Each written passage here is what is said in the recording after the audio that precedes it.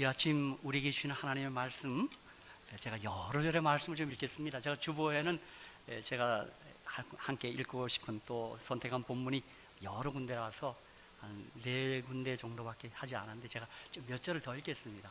아마 여러분이 오늘 읽을 본문은 이제 아버지라는 소위 그 단어가 등장하는 본문이 되겠습니다.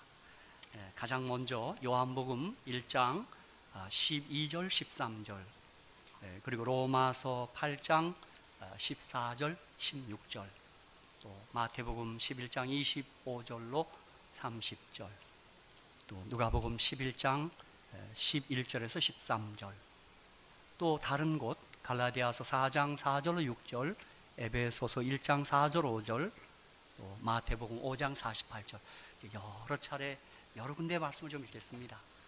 제가 오늘 이 또 아버지 날이 와서 아버지에 대해 설교하는데 신구약 성경에 아버지라는 단어가 300번 이상 나옵니다. 그다음 아비라는 단어도 꽤 많이 나오고, 그리고 아바는 아빠죠. 신약에 3번 나옵니다. 그래서 아버지를 이렇게 아빠 그 뜻입니다. 그래서 우리 한번 고백하는 그런 마음으로 지금 몇 성경절을 우리 화면에 아마 뜰 테니까 한번 같이 한번 오늘 본문의 말씀을 함께 한번 믿음을 실어서 한번 읽어보겠습니다. 이제 화면 뜰 때마다 자 시작. 영접하는 자 곧 그 이름을 믿는 자들에게는 하나님의 자녀가 되는 권세를 주었으니 이는 혈통으로나 육정으로나 사람의 뜻으로 나지 아니하고 오직 하나님께로서 난 자들이니라. 아멘. 아멘. 방금 그 권세란 말이 헬라어로 에쿠시아인데 특권, 프리빌리지, 권리 온갖 게 다 들어갈 수 있습니다. 예수 영접하여 우리 모두가 하나님의 아들과 딸이 되었습니다. 큰 특권을 우리가 받고 있는 것입니다. 자, 로마서 8장, 갈라디아서부터 읽겠습니다. 갈라디아서 4장 4절로 6절 또 같이 읽겠습니다. 시작. 내가 참에 하나님이 그 아들을 보내사 여자에게서 나게 하시고 율법 아래 나게 하신 것은 율법 아래에 있는 자들을 속량하시고 우리로 아들의 명분을 얻게 하려 하심이라.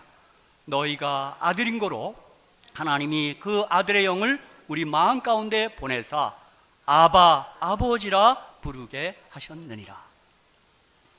아들을 보내신 이유가 우리 아들 삼으려고 한 것입니다. 사실 그분은 우리 아버지신데 우리 때문에 아들의 이름을 취한 겁니다. 그 아버지 하나님과 아들 하나님이 차이가 있어서 그런 게 아닙니다. 그분 본디 아버지입니다. 이사야 9장 6절. 그분이 우리 잃어버린 아들의 지혜를 찾기 위해서 그분이 아들의 지혜를 차지하고, 히브리서에서는 우리를 형제라 부른다 그랬어요. 그러니까 좀 쉽게 얘기하면 우리 예수는 우리 형님이세요.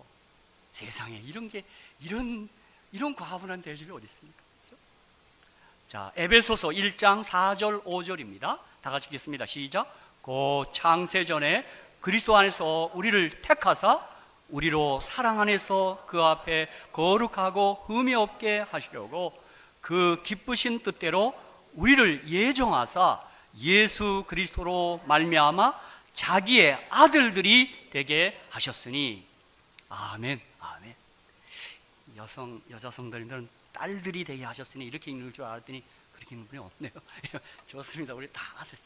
자, 이제 또 다시 로마서 8장 14절로 16절입니다. 이제까지는 아들로 우리 예수 그리스도 아들로 말미암아 우리가 하나님의 자녀가 되는데 이번엔 성령으로, 성령의 은혜로 되는 것입니다. 14절로 16절 다 같이 읽겠습니다. 시작. 무릇 하나님의 영으로 인도함을 받는 그들은 곧 하나님의 아들이라. 너희는 당시 무수하는 종의 영을 받지 아니하였고 양자의 영을 받았으므로 아바 아버지라 부르짖느니라. 성령이 친히 우리 영으로 더불어 우리가 하나님의 자녀인 것을 증거하시나니. 아멘. 자, 이제 또 계속 읽겠습니다. 마태복음 11장 25절로 30절입니다. 또 제가 함께 읽겠습니다. 시작. 그때에 예수께서 대답하여 가라사대 천지의 주제이신 아버지여 이것을 지혜롭고 슬기 있는 자들에게는 숨기시고 어린 아이들에게는 나타내심을 감사하나이다. 옳소이다. 이렇게 된 것이 아버지의 뜻이니이다. 내 아버지께서 모든 것을 내게 주셨으니 아버지 외에는 아들을 아는 자가 없고 아들과 또 아들의 소원대로 계시를 받는 자 외에는 아버지를 아는 자가 없느니라. 수고하고 무거운 짐진 자들아 다 내게로 오라. 내가 너희를 쉬게 하리라. 나는 마음이 온유하고 겸손하니 나의 멍에를 메고 내게 배우라. 그러면 너희 마음이 쉼을 얻으리니 이는 내 멍에는 쉽고 내 짐은 가벼움이라 하시니라. 아멘. 네, 좀 인내를 가지고 좀 더 읽겠습니다. 자, 누가복음 11장 11절로 13절입니다.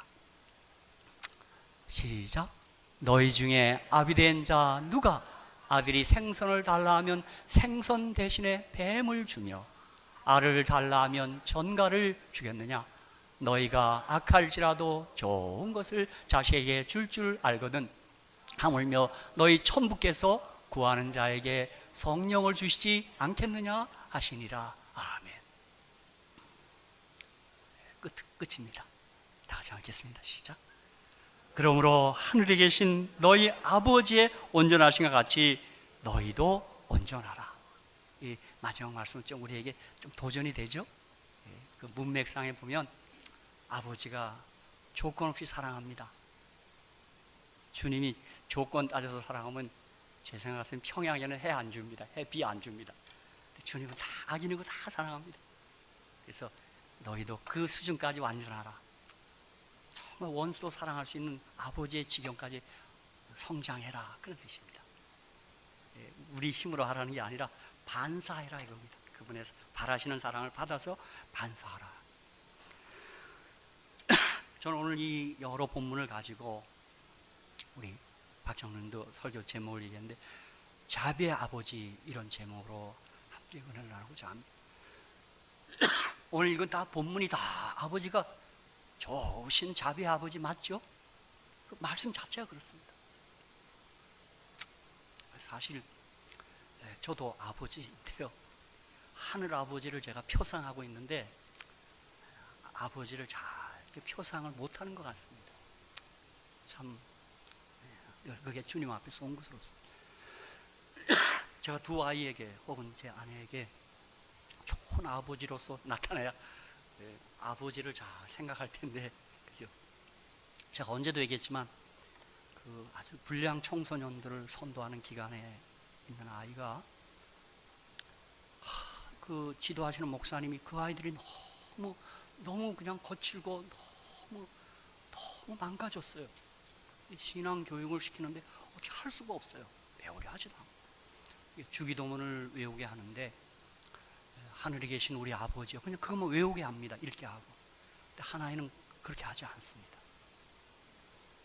하늘에 계신 우리 경찰 아저씨요 그래요. 그래서 목사님, 야, 저렇게 하냐? 하늘에 계신 우리 아버지 끝까지 안 해요. 왜 그러냐 그랬더니 우리 아버지는 나 때리고 술 먹고 엄마 막 폭행하는 것밖에 생각 안 나요. 그래서 그렇게 할 수가 없대요.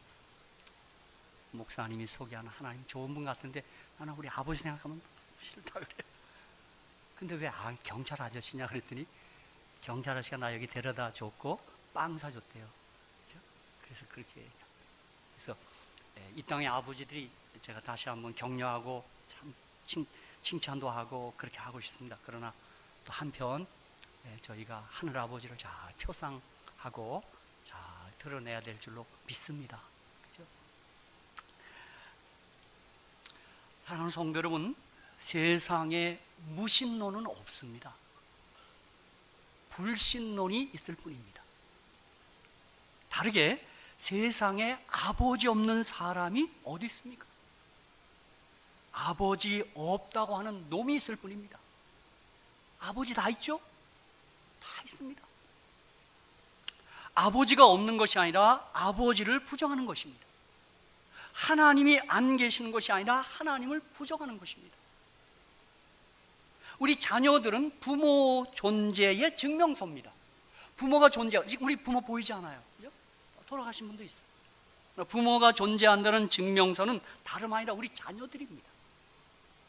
자녀가 있다는 것은 부모의 존재를 증명하는 것입니다.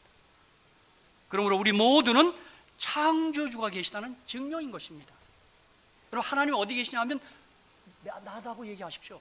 저와 여러분이 이 땅에 존재하는 것은 하나님이 계시는 것을 증명하는 것입니다. 그러므로 우주의 모든 피조물은 창조주가 존재한다는 증명서들입니다. 스스로 계신 분 여호와께서 자기가 스스로 있다는 것을 증명하는 유일한 방법이 창조입니다. 그래서 오늘 우리는 이 사실을 믿기 때문에 이날에 창조주를 경배하여 이곳에 온 것입니다. 그래서 여러분, 세천세계별이 뭐예요? 하늘과 땅과 바다와 물들의 근원을 만드신 이를 경배하라 하더라. 아멘. 여러분, 경배는 특권이고 감격이고 기쁨입니다. 그렇죠? 우리 각 사람은 여호와 하나님이 계시다는 것을 증명하는 증명서들입니다. 누가복음 3장 37절 38절, 그 이상은 무드셀라요, 그 이상은 에녹이요, 그 이상은 야렛이요, 그 이상은 마할랄렐이, 그 이상은 가인아니요, 그 이상은 에노스요, 그 이상은 셋이요, 그 이상은 아담이요, 그 이상은 하나님이시니라. 제가 요거 좀 달리 번역하겠습니다. 렘에게 아버지는 무드셀라요, 무드셀라의 아버지는 에녹이요, 에녹의 아버지는 야렛이요, 야렛의 아버지는 마할랄렛이요, 마할랄렛의 아버지는 가인안이요, 가인안의 아버지는 에노스요, 에노스의 아버지는 셋이요, 셋의 아버지는 아담이요, 아담의 아버지는 누구예요? 하나님. 그 이상이 아버지란 뜻입니다. 그렇죠? 아멘.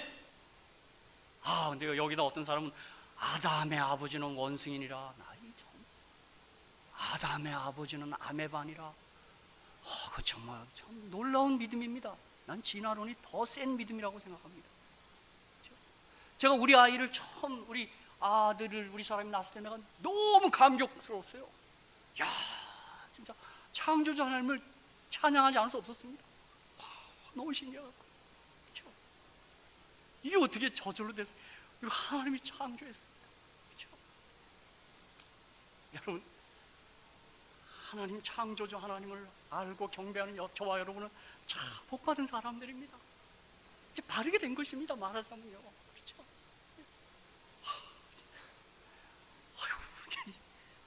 돌이켜보면 김경대 집사님 선잔 더 하다며요. 모르겠, 막 어떻게 하지? 그 생명에 대해서, 그렇죠? 그럴 것 같습니다. 그렇죠? 그래서 어느 생물 시간에 어떤 아이가 하도 선생님이 자꾸 진화론 하니까요, 막 이 녀석이 조금 아주 좀 성격이 강한, 예수 믿지만 좀 성격이 강했던 모양입니다. 또 선생한테 막 대들었다 그래요. 아닙니다, 선생님. 우리가 어떻게 진화가 됩니까? 하나님이 지으셨습니다. 그랬더니 이놈이, 그러니까요, 요 학생이 못 됐어요. 선생님 똥구녕 빨개타고 그랬더니 원숭이야. 선생님한테 되게 혼났다 그래요. 되게 혼났다 그래요. 그래서 여러분, 정말 우리 하나님이 지으셨습니다. 우리 생명을 볼 때마다 이거 하나님이 지으셨습니다. 그런데 마치 자신이 스스로 존재한 것처럼 행세하면 그것은 자식이 부모 앞에서 부모 없이 내가 스스로 있게 되었다고 주장하는 것과 다를 바가 없습니다. 그 불효입니다. 자신이 스스로 존재했다고 창조주를 부인하는 것, 그것이 바로 죄입니다. 하나님같이 되고 하나님을 부인하는 그게 죄입니다. 창세기 3장 5절에 너희가 그것을 먹는 날에는 너희 눈이 밝아 하나님과 같이 되어, 그게 죄입니다. 선악을 알 줄을 하나님이 아십니다. 신약에서는 이것을 이렇게 표현했습니다. 에베소 4장 18절, 저희 총명이 어두워지고 저희 가운데 있는 무지함과 저희 마음이 굳어짐으로 말미암아 하나님의 생명에서 떠나 있도다. 떠난 것입니다. 떠난 것. 그게 죄입니다. 하나님의 생명에 떠났기 때문에 우리가 죽음이 온 것입니다. 우리 존재를 반납하니까 우리 흙으로 돌아가는 것입니다. 창조의 원상태로 돌아가는 것입니다. 고린도후서 11장에서는 그리스도에서 떠난 것이라고 죄를 표현했어요. 뱀이 그 관계로 이와를 미혹해 한 것 같이 너희 마음이 그리스도를 향하는 진실함과 깨끗함에서 떠나 부패할까 두려워하라. 고린도서 11장 3절. 그리스도 떠난 거, 그게 죄입니다. 그렇죠? 그리고 자신이 그리스도가 되고 자신이 하나님이 된 거예요. 그렇죠? 이 사실을 또 주님은 다르게 묘사한 거예요. 요한복음 8장 44절 뭐라고 묘사했습니까? 여러분 좀 듣기는 좀 거북하긴 해요. 뭐라고 했습니까? 시작. 너희는 너희 아비 마귀에게서 났으니 너희 아비의 욕심을 너희도 행하고자 하느니라. 거기까지. 너희 아비가 마귀라는 것입니다. 매우 듣기 거북하고 불편하겠지만 예수님은 하나님의 생명에서 떠나고 그리스도를 떠난 모든 인류를, 모든 사람을 마귀의 자식이라고 그렇게 말합니다. 물론 다른 곳에서는 죽은 자라 그랬습니다. 죽은 자. 그런데 이 마귀의 자녀가 하나님의 자녀가 되는 유일한 방법이 있는데 그것은 태어나야 됩니다. 꿈이거나 개량해서 되지 않습니다. 이게 생명 문제고 출생 문제이기 때문에 다시 태어나야 돼요. 그 방법은 예수를 믿고 예수를 영접하는 길밖에는 없습니다. 이게 거듭남입니다. 여러분, 우리 기독교는 종교가 아닙니다. 이게 생명 문제입니다. 그렇죠? 아실 것은 생명은 우리의 권한이 아닙니다. 우리가 생명, 구원을 우리가 이루겠다고 하는 것은 좀 외람되고 참남된 겁니다. 구원과 생명은 믿는 길밖에 없습니다. 제가 우리 사람 그 생명을 탄생할 때 보니까요, 저는 신기한 걸 봤습니다. 모든 병원에 가면 어디가 아프냐고 아프지 않아야 된다고 하는데 아기 낳는 건 아프라 그럽니다. 아파야 시작되는 거예요. 아파야 아기를 낳아. 자꾸 의사가 들어와서 안 아픕니까? 진통이 시작됐습니까? 이래요. 그 희한하다. 그리고요, 아기를 낳는데요, 이 엄마들이 야단이 났어요. 제가 저걸 다 스케치했습니다. 야, 이거 뭐가 있겠다. 그런데 태중의 아기는 가만히 있어야 잘 나옵니다. 아기가 발범치면 아기 안 나옵니다. 가만히 있는 게 믿음입니다. 그게 거듭남입니다. 그냥 받아들이는 거예요. 요한복음 1장 12절 영접하는 자 곧 그 이름을 믿는 자들에게는 하나님의 자녀가 되는 권세를 주셨습니다. 요한복음 14장 6절 예수께서 가라사대 내가 곧 길이요 진리요 생명이니 나로 말미암지 않고는 아버지께로 올 자가 없느니라. 아멘. 이게 뭐 기독교의 독선이 아니고 이것이 생명 문제이기 때문에 하나님이 정하신 생명의 길밖에는 생명을 얻는 길이 없습니다. 여러분, 기독교인들 절대 고집 부리거나 독선가들이 아닙니다. 이게 생명 문제이기 때문에 그렇습니다. 그래서 이것은 받는 것입니다. 여러분, 우리 출생 자체가 우리의 의지가 개입된 일이 아닙니다. 그렇죠? 그래서 우리 옛날 시골에 가니까 할머니들이 어떻게 태어났냐 그랬더니 삼신 할머니가 발로 차서 나왔다고. 그래서 여기 퍼런 점이 하나 있고요. 아시죠? 그게 우리 생명이 우리의 소관이 아닙니다. 이것을 예수님은 또 다르게 요한복음 5장 24절 25절에서 내가 진실로 너에게 이르노니 내 말을 듣고 또 나 보내신 이를 믿는 자는 영생을 얻었고 심판에 이르지 아니하나니 사망에서 생명으로 옮겼느니라. 진실로 너에게 이르노니 죽은 자들이 하나님의 아들의 음성을 들을 때가 오나니 곧 이때라. 그 다음 뭐라 그랬습니까? 듣는 자는 살아나리라. 믿는 자는 살아나리라. 아멘. 이게 어느 날 우리가 주님 만났고 거듭난 날입니다. 우리가 뭘 많이 해서 주님 앞에 나온 게 아니고 이 말씀 듣고 믿고 받았더니 우리가 새 생명으로 탄생한 것입니다. 내가 주를 처음 만났을 외롭고도 쓸쓸한 모습 말없이 다 기억나시죠? 주님 처음 만난 날 있었죠? 그렇게 해서 우리가 거듭난 것입니다. 사랑하는 성도 여러분, 이렇게 해서 우리가 하나님을 아버지로 부르게 되었는데 그 아버지에 대해서 이 아침 다시 한번 묵상하겠습니다. 한마디로 제가 이 설교 길게 할 필요가 없습니다. 좋으신 아버지입니다. 여러분, 지난 30년 혹은 20년 여러 해를 아버지를 믿고 아버지와 사셨죠, 그죠? 좋으신 아버지입니다.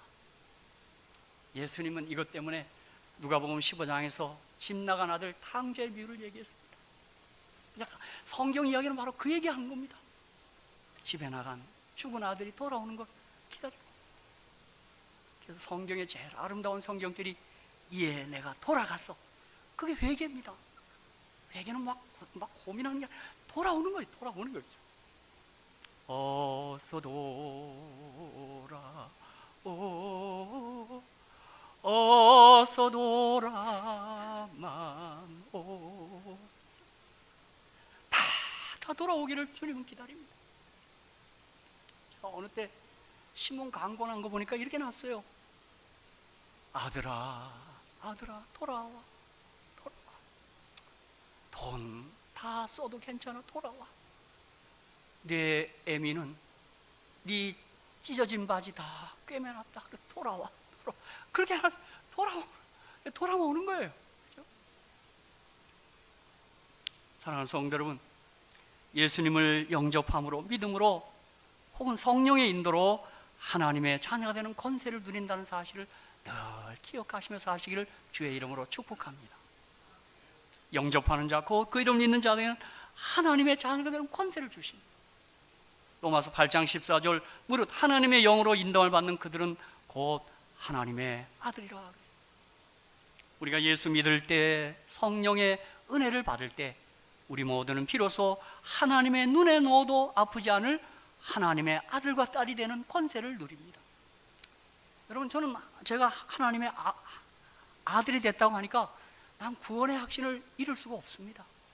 내가 어릴 때 좀 실수하고 넘어져도 상관없습니다. 하나님이 이 자식 버리지 않습니다. 자식 놓을 수 없습니다. 우리 다 자식 길러서 아시잖아요. 그렇죠? 예?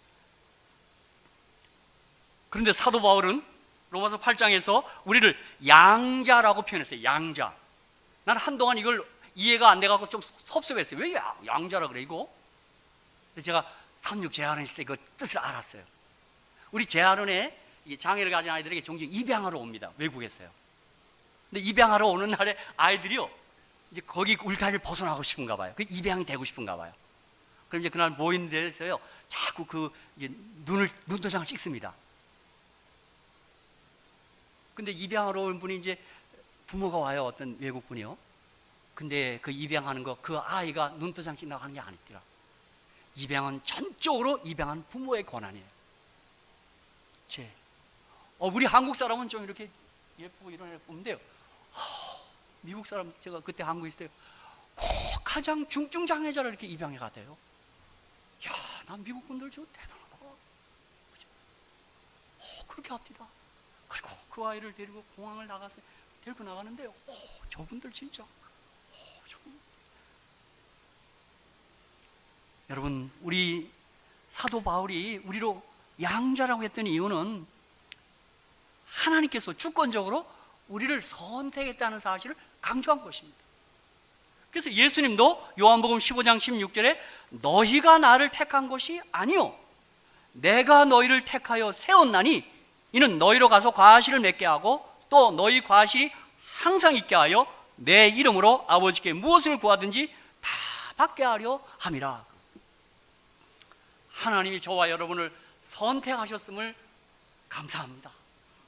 하나님 감사합니다. 이 못난 죄인, 이 못난 것을 선택해 주심을 감사합니다. 조건, 자격 따지지 않고 선택해 주셨습니다. 그렇습니다. 성경에 나타난 하나님의 뜻은 간단합니다. 잃어버린 아들, 딸을 찾는 것입니다. 그리고 찾아서 하나님의 아들과 딸임을 확인시켜주고 그들이 하나님의 아들답게 살도록 하는 것이 성경의 뜻입니다. 그러니까 저와 여러분 먼저 하나님의 아들, 딸이 돼야 되겠어요. 특권으로. 그 감격, 그 기쁨으로 아들답게 사는 거예요. 아들답게 살려고 노력하는 게 아니에요. 그 감격이 먼저 있어야 돼요. 나를 주님이 선택했네. 사랑하는 성도 여러분, 정말 날마다 내가 하나님을 알게 된 것, 하나님이 나를 선택해 주신 사실에 대해서 늘 감사하며 사실을 간절히 축복합니다. 저한테 조금 못났고 조금 허물 있어도 너무 자기를 자책하지 마십시오. 우린 재림교회는 너무 착하셔갖고 자기는 그러지 마시고, 아버지가 좀 마음 아픕니다. 다 압니다. 우리 약한 거 다 알고 다 알아요. 요한복음 14장 7절 9절에서도 너희가 나를 알았다면 내 아버지도 알았으리로다. 이제부터는 너희가 그를 알았고 또 보았느니라. 빌립이 가로되 주여 아버지를 우리에게 보여주옵소서. 그리하면 족하겠나이다. 예수께서 가라사대 빌립아, 내가 이렇게 오래 너희와 함께 있을 때 내가 나를 알지 못하느냐? 나를 본 자는 아버지를 보았거늘 어찌하여 아버지를 보이라 하느냐. 여러분, 어떤 때 그래요. 하나님 한 분이면 됐지 뭐. 아닙니다. 여러분, 아들을 통하지 않고 안 하나님은 그거 참 하나님 아닙니다. 그 하나님 조금 약간 정상적인 하나님 아닙니다. 아들을 통해서 알게 된 아버지 하나님은 사랑의 하나님이고 자비의 하나님이십니다. 그렇죠? 사실 당시 바리새인들은 아들이 보여주는 하나님이 좀 마음에 안 들었어요. 폼도 안 잡은 것 같고 좀 그런 게 싫었던 모양입니다. 근데 우리 아들을 통해서 만난 우리 하늘 하나님은 좋으신 하나님, 늘 다가가기 좋고 우리가 언제나 만져도 아무런 없고. 제가 오늘 아침 우리 청년들과 설교하면서 요한과 베드로와 바울에 대해서 얘기했는데요, 전 요한 좋아요. 나는 보았고 들었고 만졌다 그랬어요. 주님 만졌어요. 제가 아이들이 이렇게 쳐다보길래 우리 학생 옆에 가서 이렇게 내가 이렇게 안겼어요. 이렇게. 그랬더니 우리 사랑하는 우리 아드님 하나는 제가 그랬더니 또 옆으로 피해자. 가만히 있어라. 가만히 있어봐. 가만히 만진 거야. 만진 거. 요한이 그렇게 하고.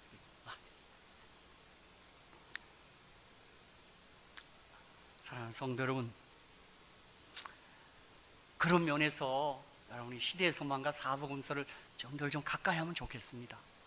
예수를 통해서 하나님을 알고 그 하나님은 참으로 내가 다가서기에 좋고 너무 좋은 분이기 때문에 그렇습니다. 그렇죠? 그래서 여러분 보면 요한복음에 특히 보면 6월절 전에 예수께서 자기가 세상을 떠나 아버지께로 돌아가실 때가 이른 줄 아시고 세상에 있는 자기 사람들을 사랑하실 때 끝까지 사랑하십니다. 13장 1절.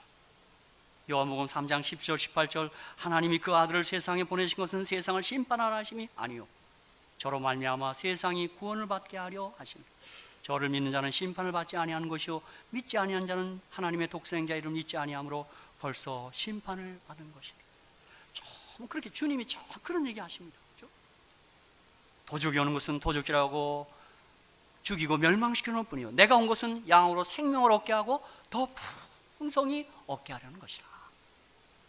그분이 우리 하나님이십니다. 예수님. 그래서 어떤 제가 이게 젊은이들 집회 가니까 어떤 여학생은 목사님, 난 예수님은 좋은데 하나님은 싫어요 그래요. 아니야, 이거 잘못 알았네. 예수님은 하나님이야. 그러니까 아주 구약을 좀 잘 오해하고 있는 것 같아요. 여러분, 구약의 심판에 하는 장면, 그 이렇게 혼내는 장면들은 그들에게 은혜의 기간을 충분히 줬는데 그 은혜의 기간이 지나가고 있는 시간들입니다. 120년, 가나안 족속은 430년간 돌이키기를 기회를 줍니다. 회개하지 않아요. 그때 그 죽은 자들을 시체를 처리하는 게 심판입니다. 그게 저주입니다. 이제 재림 때도 오랫동안 참죠. 재림의 날 불신자들에게 심판이 임합니다. 그건 무섭습니다. 어린 양의 진노라고까지 표현했어요. 그렇죠? 걱정 마십시오. 믿으시면 아멘입니다. 믿으시면 돼요. 그렇죠? 자, 오늘 사도 바울이 종의 영과 아들의 영, 즉 양자의 영이라는 표현을 썼어요. 저는 이 표현 가운데 우리 모두의 신앙 유형, 신앙 타입이 두 종류가 있다고 말씀드립니다. 저희를 똑같이 예수님 영접해서 아들이고 딸인데 어느 때는 아들임에도 불구하고 딸임에도 불구하고 종처럼 그렇게 신앙하는 분이 혹간 있다 이 말입니다. 그래서 우리는 종의 영을 갖지 않고 아들의 영, 양자의 영을 가졌다고 사도 바울이 말하고 있는 거예요. 여러분, 종하고 딸, 아들을 구분할 수 있지 않습니까? 우리 종, 일하는 아줌마라 그래도 괜찮아요. 일하시는 분, 뭐 도움이라 그래도 괜찮고 딸과 아들이 있어요. 근데 보세요. 종은 그 인정의 근거가 행위에 있지만 자녀는 신분 자체에 있습니다. 그러므로 우리가 예수를 영접함으로 성령의 인도로 하나님의 아들, 딸이 되었으므로 그 신분 때문에 설령 우리의 행위와 너무 몰두하지 마시고 언제든지 하나님께 신분으로 인정받을 수 있다고 여러분이 믿으셔야 합니다. 우리 뭐 좀 잘못하면 그냥 아닙니다. 우리의 감격으로 행위가 개선되는 거지 우리가 뭐 긴장한다고 행위 잘 되는 거 아닙니다. 저도 이렇게 살아보면서 자꾸 지적을 받으면 더 안 됩니다. 그렇죠? 그래서 제가 부부가 운전 가르치면 큰일 납니다. 부부가 남편이 아내에게 운전 가르치면 틀림없이 싸웁니다. 우선 아내는 못해요. 주눅이 들어서. 스탑! 여기 이사 가셨으니까 양경 집사님 뭐 이랬더니 뒤로 받고 뭐 앞으로 받고 야단 났다며요. 그게 여러분 그게 이렇게 긴장한다고 되는 게 아닙니다. 우리 재림교회는 성화 하는데 그 성화가 감사함으로 되는 거지 내가 성화해야지 이런다고 되는 게 아니에요. 자 보십시오. 종은 주인이 진정 나의 마음에 들어 하실까 하면서 하루를 불안과 염려로 시작하지만 자녀는 가정의 안전한 사랑 속에서 언제나 쉼을 누립니다. 그러므로 우리는 아들인 거로 딸인 거로 아버지의 사랑 속에서 쉼을 마땅히 누리셔야 합니다. 우리 샬롯 교회가 항상 뭘 잘하면 이렇게 대우받 그런 공동체가 되면 안 되고 어떻게 해야 돼요? 우리 하나님의 아들, 딸이니까 다 어떻게 해요? 아무리 실수해도 용납이 돼야 돼요. 그런 분위기가 돼야 돼요. 하늘아버지가 그런 분이십니다. 그렇죠? 종은 일 솜씨 때문에 받아들여지지만 자녀는 관계 때문에 받아들여집니다. 우리가 조금 서툴지라도 주님은 우리가 자녀인 거로 언제나 오케이. 종이 갖는 소속감은 그의 능력과 행위에 달려있지만 자녀는 한 사람으로서 한 가족의 일원으로서 신분 그 자체로 소속감을 갖는 것입니다. 우린 자꾸 뭘 잘하면 하나님 그렇지 않습니다. 그래서 예수님이 복음서에 보면 자주 하신 말씀 어찌 믿음이 없느냐 그거 얘기한 거예요. 너 왜 일을 못하냐 하냐고 어찌 믿음이 없니? 우리가 어떻게 하나님의 일을 하오리까? 주님 뭐라 그래요? 나를 믿는 것이라니까. 믿어. 우리가 어떻게 주님의 일을 좀 합니까? 믿으라니까. 믿어. 종은 자기 일로 언제나 마음이 편해집니다. 자기가 일을 잘해야 편해져요. 그러나 자녀는 그냥 마음이 편한 것입니다. 종은 일을 잘못하면 자리가 위태해집니다. 해고당할 수도 있기 때문입니다. 그러나 자녀는 자주 실수를 합니다. 그러나 자녀는 실수를 하게 되면 부모를 속상하게 해드렸다는 것 때문에 마음이 아플 수도 있고 꾸중을 듣고 훈계를 받을 수는 있으나 버림을 당할까 봐 두려워하지는 않습니다. 자녀는 하나님의 일부 분신으로 사랑을 받고 있고 그래서 당당한 것입니다. 그의 행위가 그의 신분을 흔들지 못하는 것입니다. 여러분 언제나 하나님의 아들, 딸로 주 앞에 당당히 나가시기를 주의 이름으로 축복합니다. 그 은혜 보좌 앞에 당당히 나가는 게 그거예요. 근데 어떤 분은 뭐 우리 교회는 아닙니다만 항상 종처럼 항상 뭐가 불안해요. 뭘 잘해야 되고 뭘 해도 그냥 잘 보이게 해서 하고 그거 아니에요. 감사함으로 하지 않고. 사도 바울은 종의 영이 있고 양자의 영이 있다고 그렇게 얘기했어요. 보십시오. 종은 항상 주인을 섬깁니다. 그러나 우리가 경험했듯이 부모님은 항상 자녀를 부모가 섬기는 겁니다. 그래서 우리 주님도 뭐라 그랬어요? 인자가 온 것은 섬김을 받으러 온 것이 아니요 섬기러 왔느니라. 아주 혁명적인 얘기를 한 거예요. 제가 보니까 항상 부모님들이 자녀 섬겨요. 제가 보니까 제가 LA 있을 때는 노인 성교에 어른이 많았습니다. 근데 대부분 이제 웰페어를 받아서 사시는데요. 야, 그 돈을 절약해서 그 돈을 자녀들 줍디다. 난 뭉클합니다. 그렇죠? 야, 진짜 끝까지 자녀 섬겨요. 그리고 그 나이가 지긋한 자녀들 나갈 때 보니까 아범마 길 조심해. 그래요. 와, 끝까지 부모님들 여러분 하나님의 마음이 그 이상의 마음인 줄로 믿으셔야 합니다. 진실로 그러합니다. 그렇죠?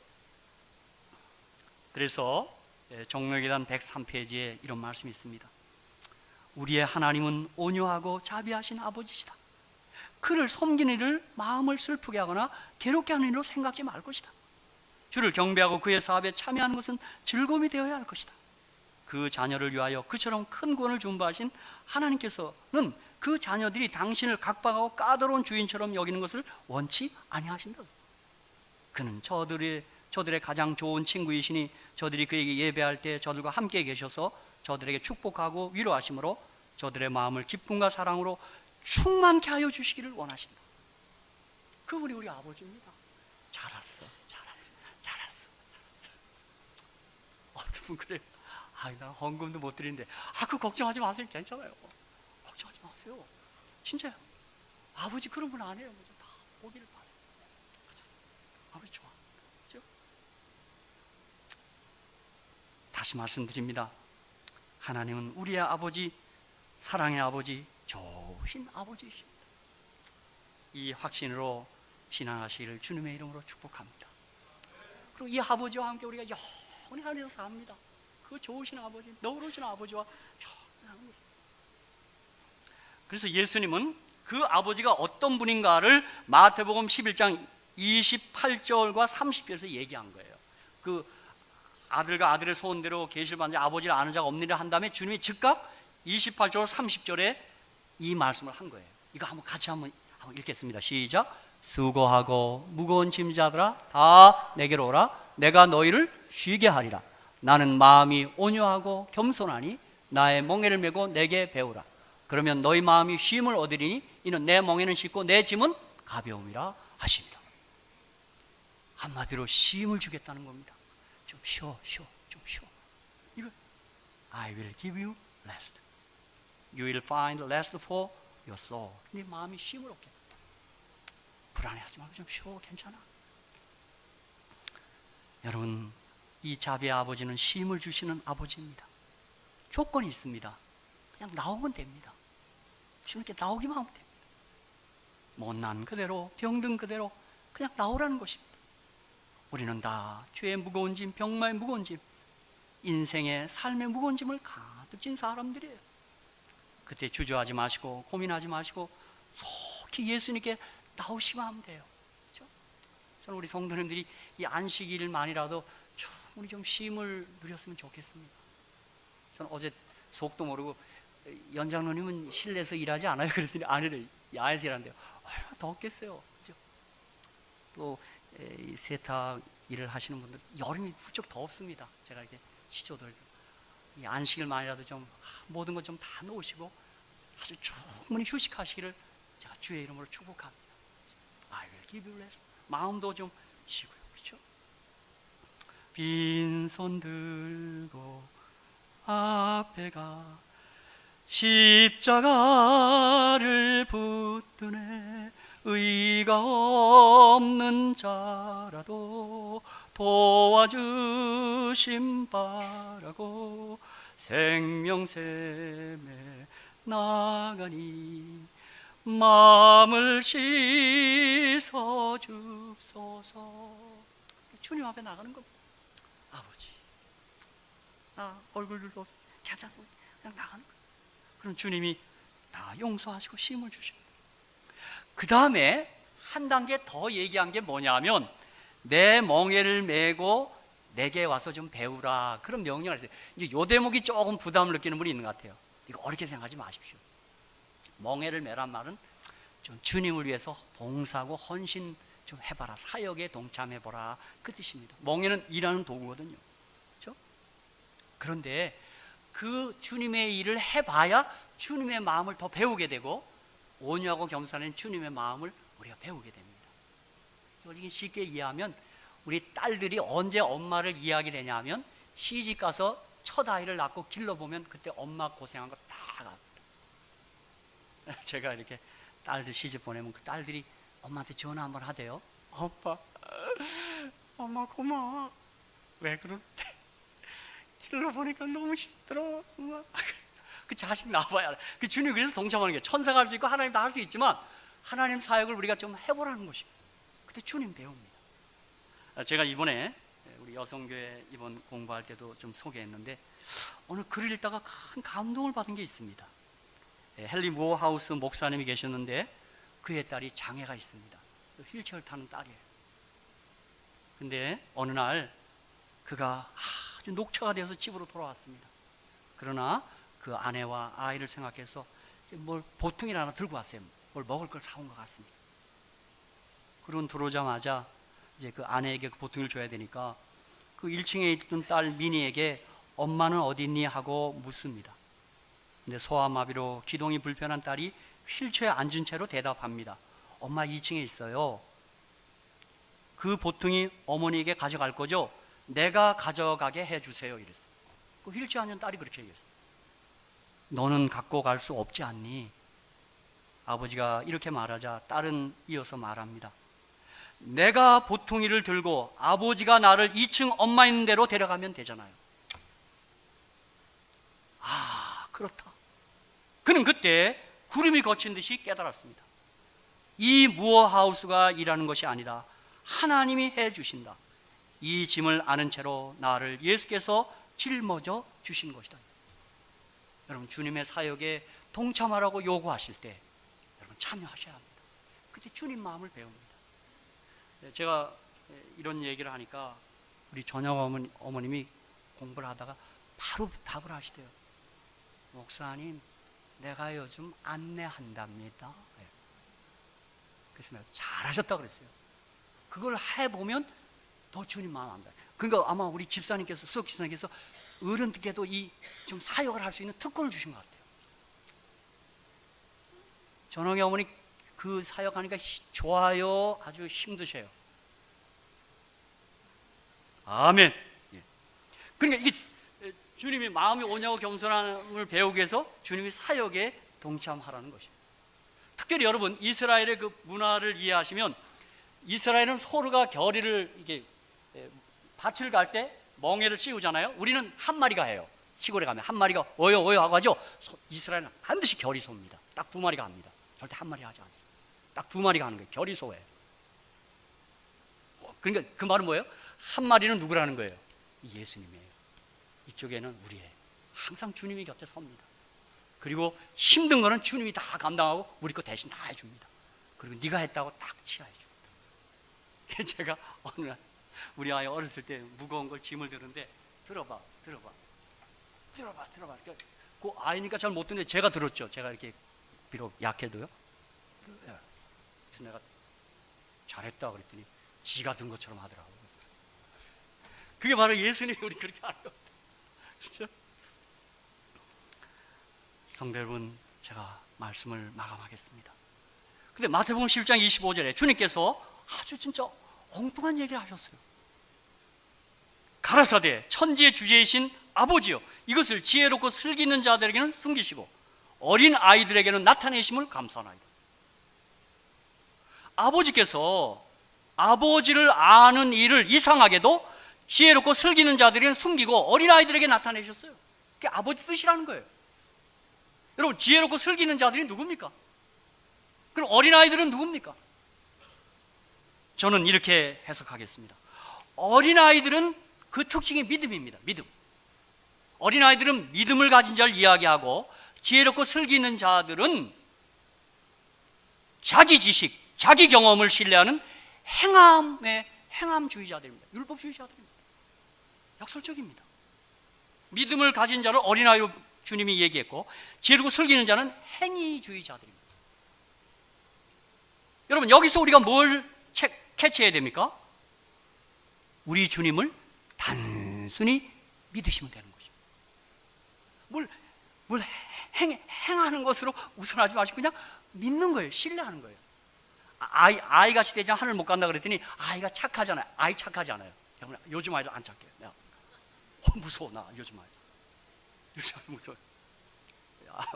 애기들도 무서워요. 나 고집 부리는데요. 그런데 저보다 더 세.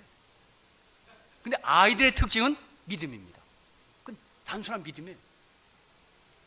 아무리 집이 어려워도 밥 내놓으라고 합니다. 엄마 아버지 믿겠다 이거예요. 그렇죠? 사랑하는 성도 여러분, 그러므로 믿음으로 사시기를 주의 이름으로 축복합니다. 단순히 믿는 것입니다. 이 말씀 그대로 믿는 것입니다. 그죠? 그대로 믿는 거예요. 따지고 그러지 말고 그냥 믿는 거예요. 예, 아까도 얘기했지만 아버지의 온전함 같이 온전하라 그랬는데, 이제 성숙한 자녀는 누구냐 하면 아버지를 알아서 아버지만큼 되는 거예요. 그래서 미운 사람도 사랑할 수 있고, 원수에게 뺨 맞으면 이쪽도 들이댈 수 있고, 주님께서는 그 단계를 우리에게 요청하십니다. 아버지의 온전하신 같이 너희도 온전하라. 그래서 우리 샬롯의 우리 재림 식구들은